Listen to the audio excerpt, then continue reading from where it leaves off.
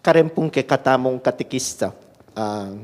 Namin po balo nung dapat siya mayawos moto o saying harapin po. Pero ting kami po tutukyan na amano. Timong katikista nga harap po. Pane po iti, emo po ni Pampangan po, nung basat no ka rin ka pong katikista. Pane po po ang akit mo rin kay kaming t-shirt. At ilan pong pane ka rin words sa rin. Every Christian is a catechist. Nga na po. Every Christian is a catechist. Makatulaya po po ang talagang pisimen mate. Na naman sasabihan, katekista. Yung sasabihan na, Christian. That all Christians are catechists. Nano po wari yung maging konsepto ta ka rin katekista. Yung baluta po kasi, tutulong pa nga di, nga sasabi kay katamo, kanita minunang panahon, po wari, basta tuturukan pa nga di, katekista ka. At di ni rin tuturo ka rin anak ka mag-aral kayong eskwela. Uita po yung kerakalan, meging pananota mo. Looking at the gospel, bala mo makanyang po itang kesanayan tamo, potang pisasabihan na rin katekista. Sabi na pong Pope Francis, kasi po yung pong tutulak ni Pope Francis kayong Santa Iglesia. Gagawa niya pong in catechesis, a catechist as a ministry.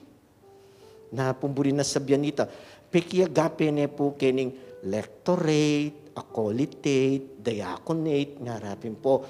These are special sacred ministry na puning Santa Iglesia. Intended po karetang sabihan tamong the vocation of become lectors, the preachers of the word. Sabi na po, our catechist, dapat miyalay niya kareta. Patindi na po. Bakit nga na po sasabi? Kasi kanita pang minunang panahon at yung tanang katekista nga na po, they were the preachers of the Lord. At nino pong sasabihan na, the apostles are catechists. In term mo pinakatechist, mag-evolve niya mo ngayon as a meaning of, bala mo tuturo ka kareng anak. Ali po, ngarapin sasabi kay katamo, being a catechist is living our faith.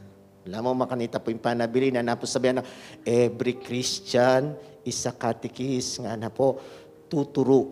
Halimbawa, ikayo pong ima at yung kempi bale-bale.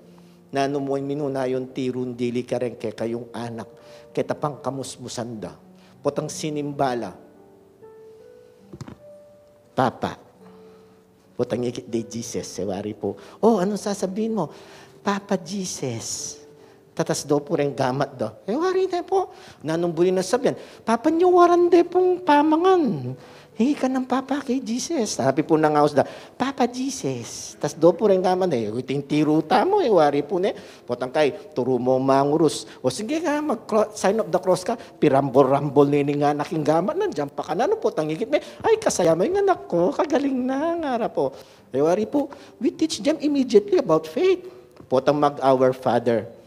Online yung pinggagawan yung pingari. Talan niya gamating kay kayong anak. Potang kay mapse. Andiyan nga ako nga intindihan kayo sa sabihan na, basta daramdaman niya itang tono na yung kakantanda. Ay. Masaya na ka. Feeling mo that the child is knowing, babalo na po yung faith na. Kanina po may gumpisa, napin po sabihan that our first teacher of the faith must be our parents. Our parents nga na po. At potang lawin tamo po kayong sarili tamo. Ini-calling tamo, ikatamongan. We are really called to teach about Jesus. Nga napin po. Potalawin taping ebanghelyo. Sasabihan ng Jesus, bala mo preaching, the Lord is exclusive for the Pharisees and the scribes. Nung nanong mo sinabi na ilanay ito. Nung nanong karelang tutukyan na batas ilanay ito, nga na po sasabi. Totoo, we need them. Nga napin po, nung lumayan tayo. Pero yung maging problema, ato pong bagay. Muna, when we preach ourselves, not Jesus. Danger po kay kaming parito. Mari po tamig humilya kasabihan na anak kanita, Among, kagaling mo. Ay, dakal po salamat. O di ka pa, salamat. Di dapat sana sabi mo, ay, salamat po kay Banal Espiritu, may linawa na ako. That is it.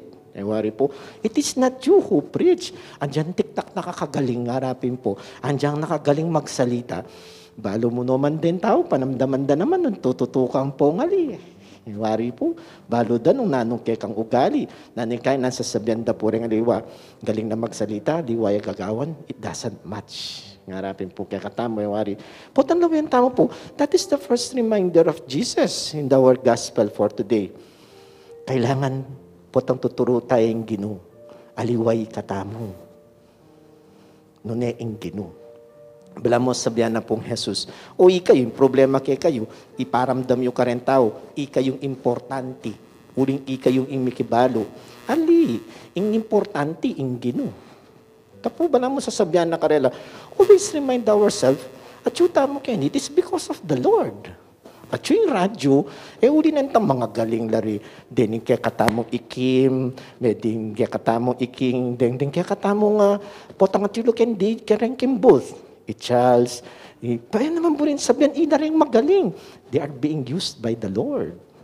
Always remember, na yung gagawang tamo sabi natin po, patanawain tayo, it is not you who is preaching, but the Lord. It is not you who know everything, but it is the Lord. Napin mo tayong batikos na. Kadwa po, na nung sasabihan na ng Ebanghelyo, kaya katamo may banggit kayong Ebanghelyo, tamo yan eh. When you preach the Lord, nga na pong sasabi kayo ng gospel, tamo, itang totoo. Itang totoo. May pong halimbawa, nakokagaling, panano yung baligtaran ng batas. Sinabi ng Moises, luguran me, itatamo, ampoy imamo. Di po kaya katamong 10 Commandments ito. Honor your father and your mother. Sabi na po rin pareseo, oops!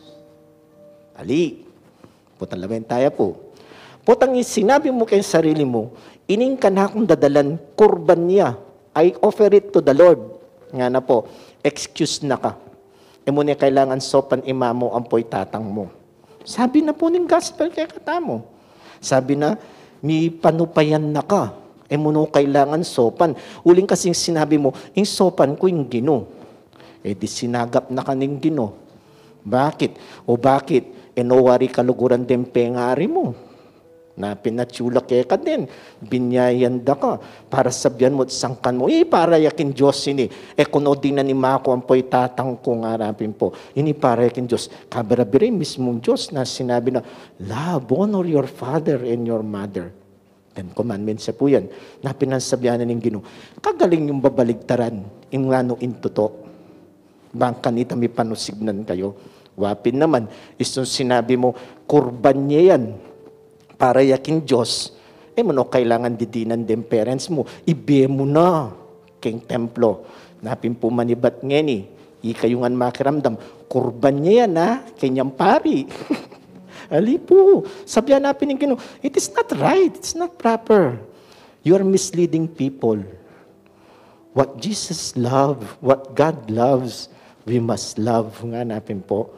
Napin, pala mo sabihan na kaya katamo, itang totoo. Itang dapat.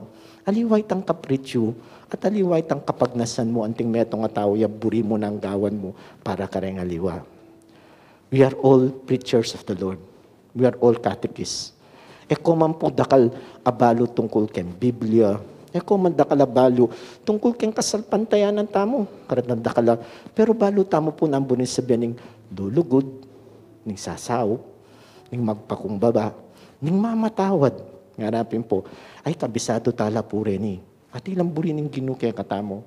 Sana ngarapin, in our own simple way, we become aware that what we are doing, it is God's, not us. Ngarapin po, at what we say is what God wants. Itang tutu, itang burina, at itang makakayap.